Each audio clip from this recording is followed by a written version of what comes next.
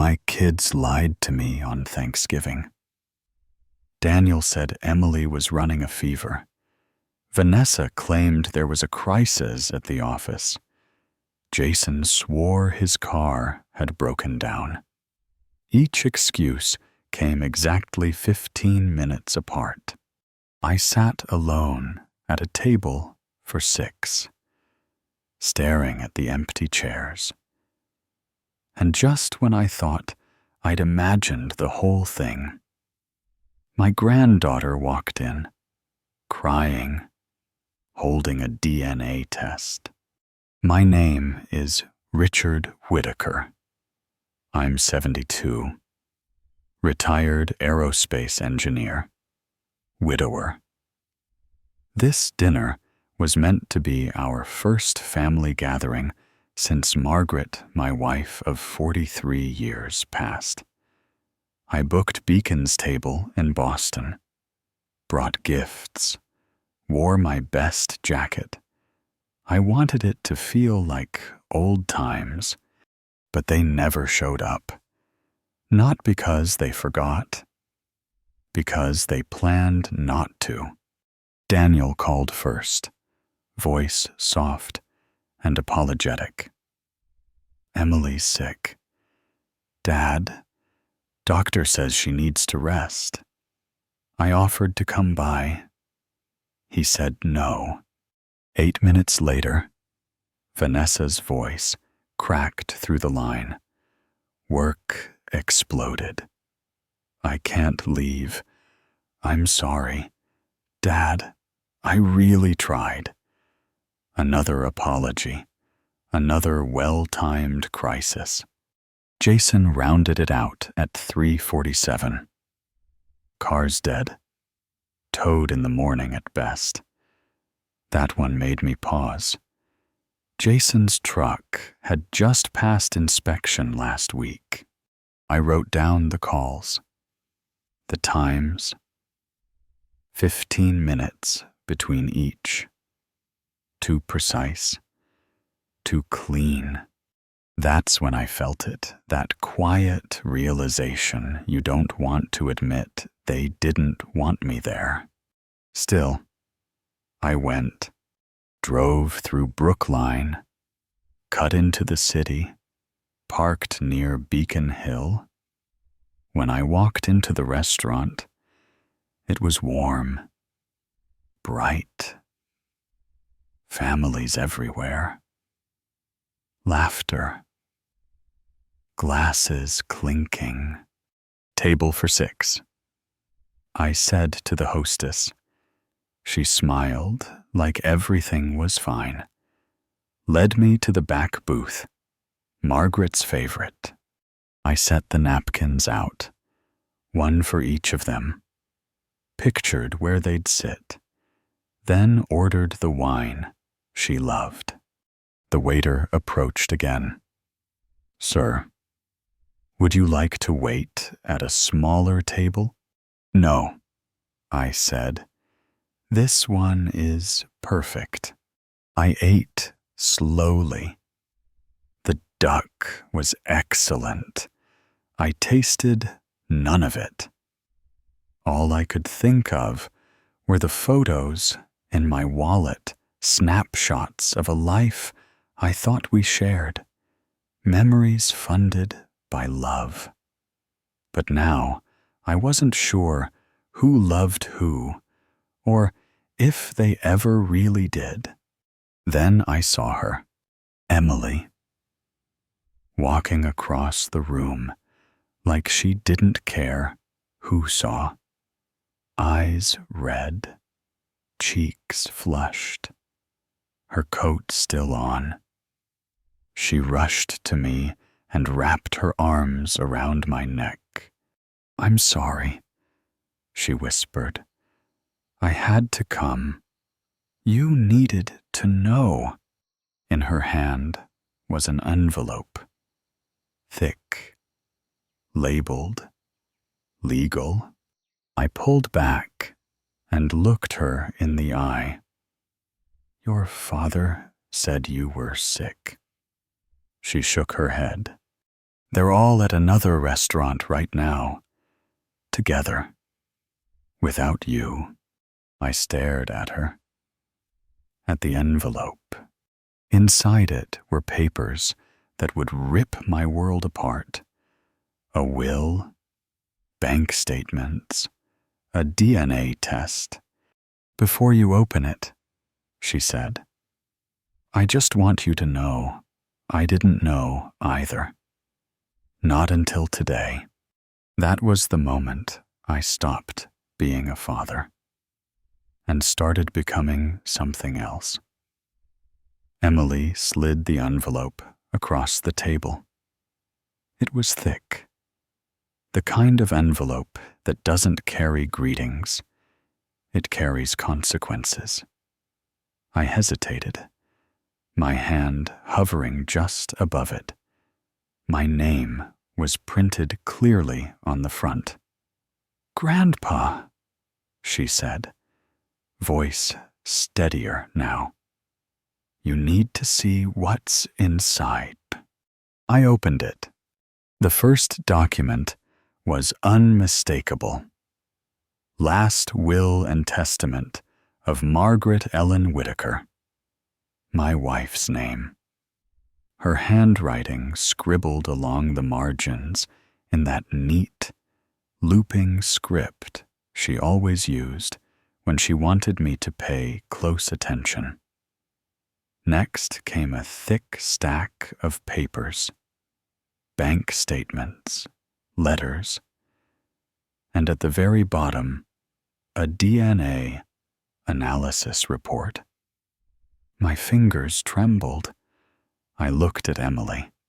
I'm not his, she said. I'm not Daniel's daughter. The restaurant around us blurred.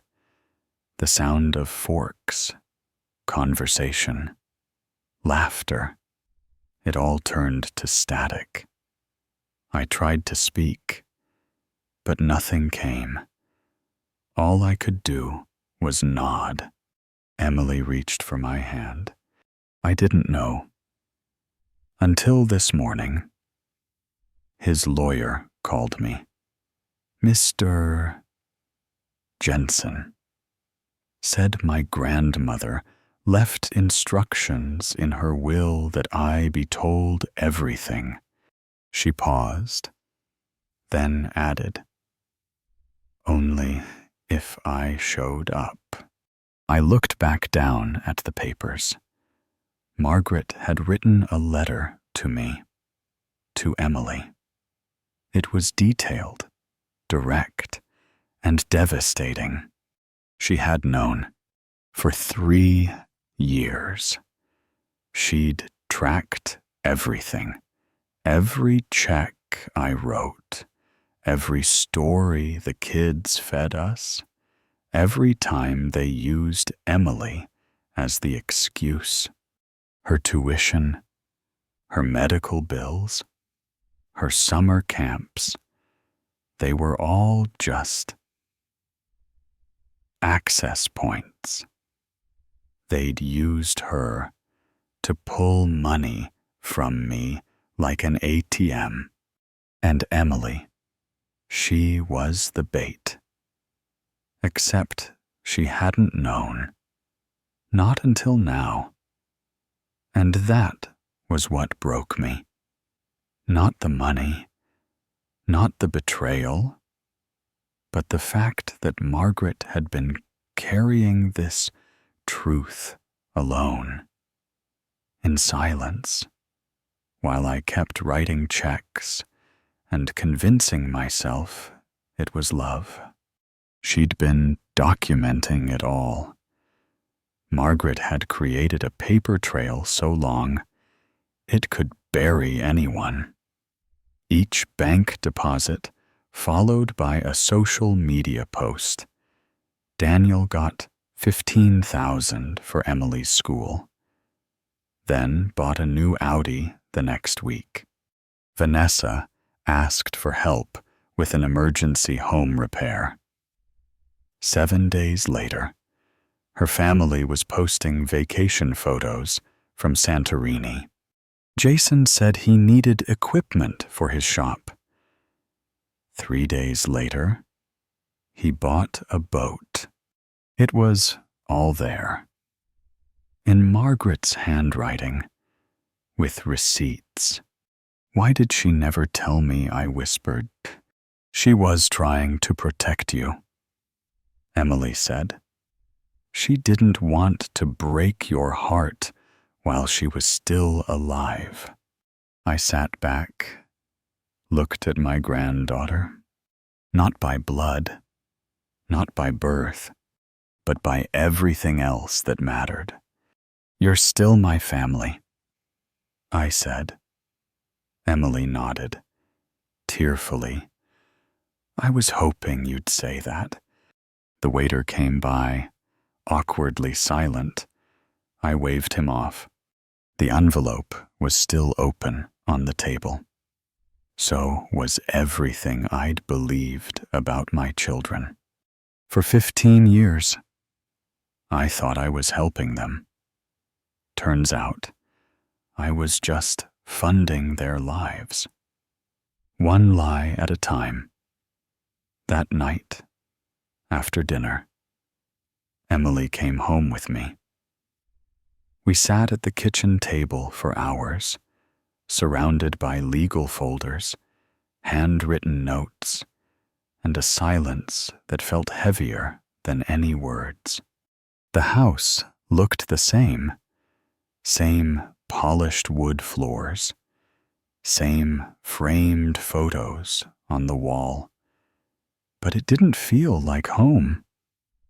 It felt like a courtroom now. And every picture hanging in the hallway, a piece of evidence. We started sorting the documents Margaret had left. There were 3 main files, each labeled with a name: Daniel, Vanessa, Jason. She had tracked everything. Each time they asked for help, she'd made a note of it. Each deposit was followed by a suspicious purchase. Each promise was followed by silence. I flipped through Daniel's file first. $15,000 for Emily's tuition. 7 days later, a luxury SUV bought in full. $8,000 for emergency dental work. A week later, Instagram photos from Aspen. Vanessa's folder was thicker. $22,000 for medical bills. But what followed were receipts for granite countertops, custom cabinetry, and an in-ground pool.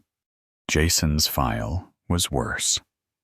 $35,000 for shop equipment, then another $15,000 when he said business was slow. But receipts showed a jet ski and marina storage fees. My hand shook as I flipped page after page.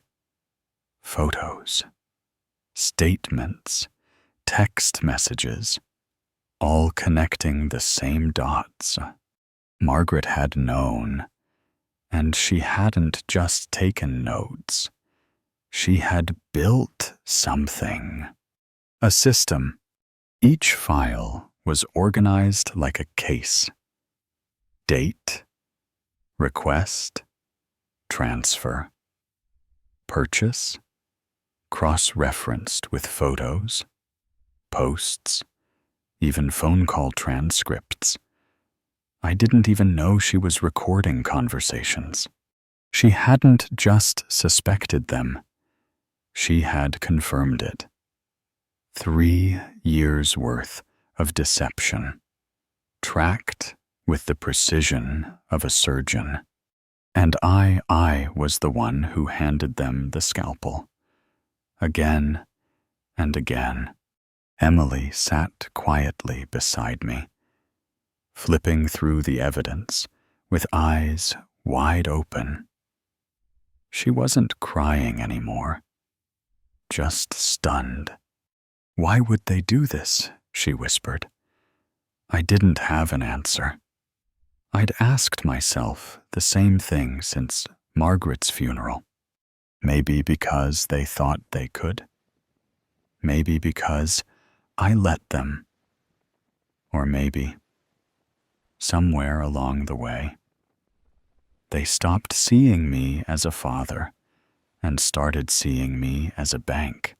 I stood and walked to the cabinet, pulled out the good scotch, the one I used to save for holidays, poured a glass, and sat down slowly.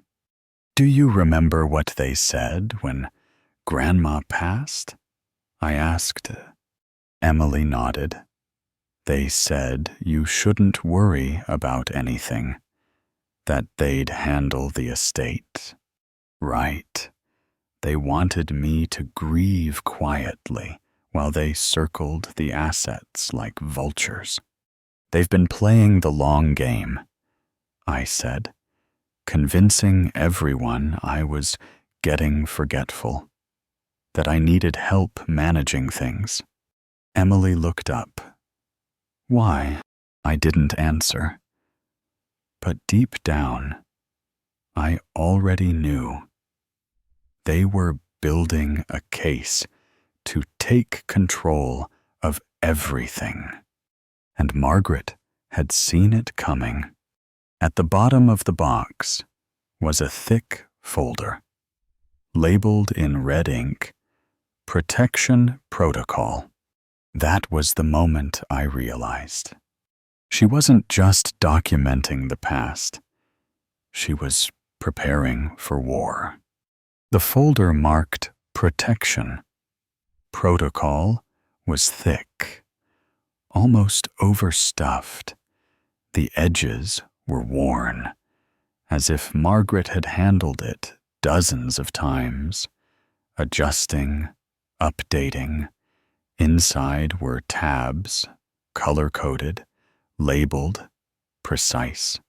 I wasn't just holding evidence. I was holding a blueprint, a response to the betrayal I hadn't yet fully faced. Emily leaned in as I opened the first section. Defensive parenting. That's what she called it.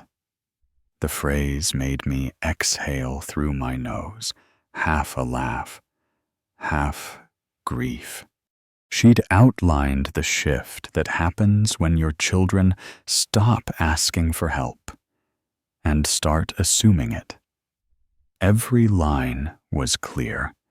When love is used to manipulate, generosity becomes obligation, and obligation becomes control.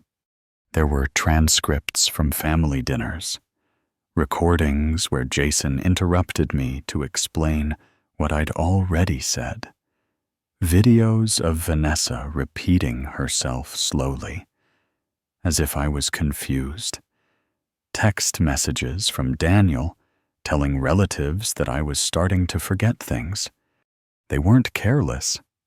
They were laying groundwork, a narrative, one in which I was slipping, losing grip, unable to manage my own affairs. It wasn't just about money anymore. It was about power. And Margaret. She'd been one step ahead. The next section was titled Incompetency Shield. She'd arranged independent cognitive evaluations for me every 6 months for the past 3 years. Subtle, framed as checkups. I remembered them now. Friendly doctors, standard memory tests. Back then, I thought she was just being cautious after her diagnosis. Turns out, she was building my defense. Attached were signed reports from neurologists, general practitioners, even a financial advisor, all stating the same thing. no signs of decline, fully competent. She'd even collected witness statements. Our neighbors, my old colleagues, people who'd spoken to me regularly and could confirm I was still sharp, engaged, and completely capable. Margaret had built a legal wall around me, so if they ever tried to challenge my capacity, the evidence would crash down on them first. In the next section, she went further. Automatic forfeiture clause. It was built into the will. If any beneficiary challenged my mental state, they'd be immediately and permanently disinherited. No gray area, no appeal, one accusation. And they lost everything. She had predicted exactly what they'd do and set the trap before they ever tried. I sat back in my chair, overwhelmed, not by the betrayal anymore, by her brilliance. Margaret hadn't just protected me, she'd prepared me for what came next. There was one final envelope, my name, her handwriting. It said, "Read this when you're ready to stop being their victim." I opened it with both hands. My dearest Richard. It began, "If you're reading this, they've finally shown you who they are. You've given your whole life to our family. You've worked long hours, skipped vacations, postponed your dreams, all in the name of love. But now, it's time to stop surviving for them and start living for you." Her words were direct. No softness, just truth. I didn't tell you because I didn't want to kill your hope. But I saw what you couldn't, and I knew the day would come when you needed to see it for yourself. I lowered the letter and looked at Emily. She was watching me still, quiet, but not afraid. Not anymore. Margaret had built the foundation. Now it was up to me to finish the job. "I think it's time," I said softly, "to make a few phone calls." The next morning, the kitchen became my command center. Sunlight poured through the windows like it did every other day, but nothing felt ordinary.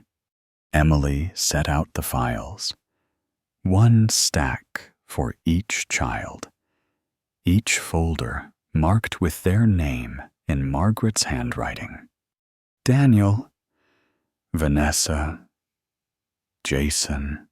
I sat at the table, my notes ready, phone beside me, mind clear. For 43 years, I had been a provider. Now, I was going to be the executor of a plan they never saw coming. Emily handed me a pen. "You ready?" she asked. I nodded. "First call Daniel," he answered with his usual confidence. "Dad." "Hey, how are you feeling this morning?" I stayed calm, better than I have in years. I said, "How was dinner at Winston's last night?" The silence on the other end stretched long. What? You know? The one 3 blocks from Beacon's table. 7:30. Table by the window. His voice cracked. I think you're confused. Dad, Emily had a fever. We were home all night. Strange. I said, because she was with me, and she brought me some interesting paperwork. The panic hit immediately. Dad, listen. No. You listen. 18 years of lies. You used a child to extract money. You built a false narrative about my mind, and you planned to challenge my competency. Didn't you? He tried to spin, deflect, apologize. But I was done with that. You've lost your inheritance. Permanently. Don't call me again. I hung up. Emily didn't say a word. Just slid the next file over. Second call. Vanessa. She answered coldly. Dad? I assume you've been talking to Emily. I have, I said, and reviewing bank transfers, dates, social media posts. A pause. Then a long sigh. You always favored her. She muttered. No. I replied. I favored truth. And now I have it. You asked for money while lying about medical emergencies, and you used those lies to build a narrative of my decline. Her tone shifted. Defensive. I was under stress. I never meant. You hired a psychiatrist to prep a capacity challenge. She went quiet. Don't bother. You're disqualified under Margaret's will.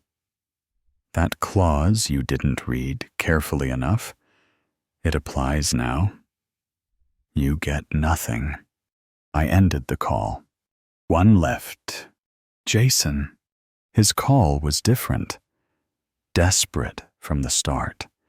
Dad, I know how this looks, but I swear, I needed that money.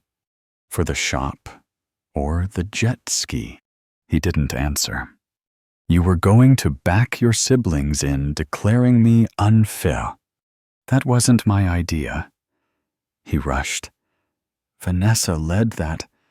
I didn't want to lose you. You already did. I ended it. 3 calls, 3 endings, 15 years of guilt, debt, and silence done in under an hour. Emily stood at the sink, wiping a coffee mug. She turned, eyes glassy but proud. You did it, she said. No, I replied. Margaret did. I just finally followed her lead. The phone rang again. Daniel, then Vanessa, then Jason. I let them ring. They'll keep calling, Emily warned. I know. I said, but they lost the right to my attention.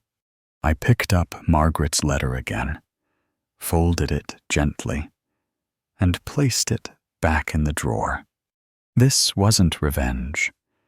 This was clarity. And for the first time in years, I felt free. By nightfall, my phone had 27 missed calls, 17 from Daniel, 8 from Vanessa, 2 from Jason. The voicemails were a roller coaster. Anger, denial, bargaining. Some begged me to reconsider. Others blamed each other. One message from Vanessa claimed she'd only followed Daniel's lead. Daniel's message said Jason had pushed the idea. Jason just cried into the phone and mumbled something about not thinking it through. I didn't respond. Not one word. Emily and I cooked dinner together. Beef stew. Margaret's old recipe. While the phones buzzed in the background, we stirred and seasoned and ate in peace. That night, for the first time in months, I slept deeply. No guilt, no noise in my head, just quiet. In the morning, the messages turned into threats. I'll contest the will. We'll take this to court. You're not thinking clearly, Dad? But I was clearer than ever. Emily poured coffee and glanced at her phone. They're not giving up. Let them try. I said. Margaret had built the foundation. I'd executed the rest. And now, I was protected. Vanessa texted again. Let's meet as a family. We can fix this. I almost laughed. They had 15 years to act like a family. They chose control instead. Emily placed her phone face down.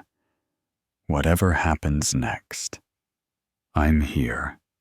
Not for the money, just for you. I looked at her and smiled. I know, I said, and that's the difference. The days that followed were quiet, not empty, just peaceful.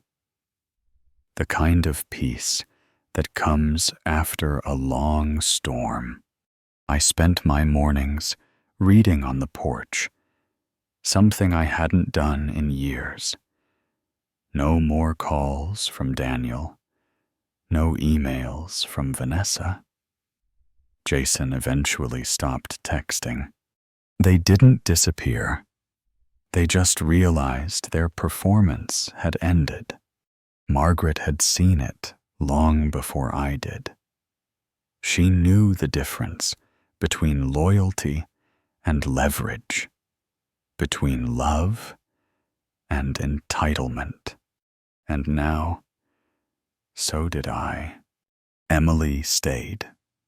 She transferred her classes to a nearby college, took over the guest room, and started helping around the house, not because I asked her to, because she wanted to. Some nights, we'd go through Margaret's journals. Her words were firm, but loving.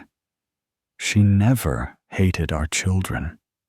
She simply refused to let them keep poisoning what was left of us. She once wrote, "Love without boundaries becomes self-erasure, and a family built on silence will eventually collapse under the weight of what's unspoken." She was right, and she left me with more than protection. She left me with permission to stop carrying everyone else's guilt. One morning, I found a second letter, tucked into the back of my desk drawer. Short, handwritten. If you're reading this, it said, "You've reclaimed your name, your peace, your dignity. Now go live the life we postponed." It made me pause, so I started making plans, small ones.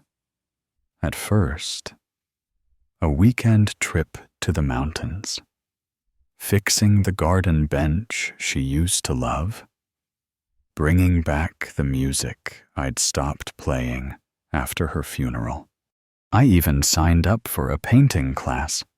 I wasn't rebuilding the past. I was beginning again on my terms. Emily asked me once, "Do you regret helping them all those years?" I thought about it. "No," I said. "But I regret pretending it was love when it was just fear of losing them." That's the truth. No one wants to say out loud. Sometimes we give not because we're generous, but because we're scared. Scared that if we stop giving, we'll stop mattering. But now, I know better. I matter because I exist. Because I lived with integrity. Because I stood up when it was hardest to do so. And that, I think, is what Margaret was waiting for all along. Not revenge, just clarity. And finally, peace. If this story resonated with you, if you've ever had to draw a line with someone you love, let me know in the comments. And if you're still learning how to protect your peace, you're not alone. Please like this video, subscribe for more true stories, and share it with someone who needs to hear it. Thanks for watching.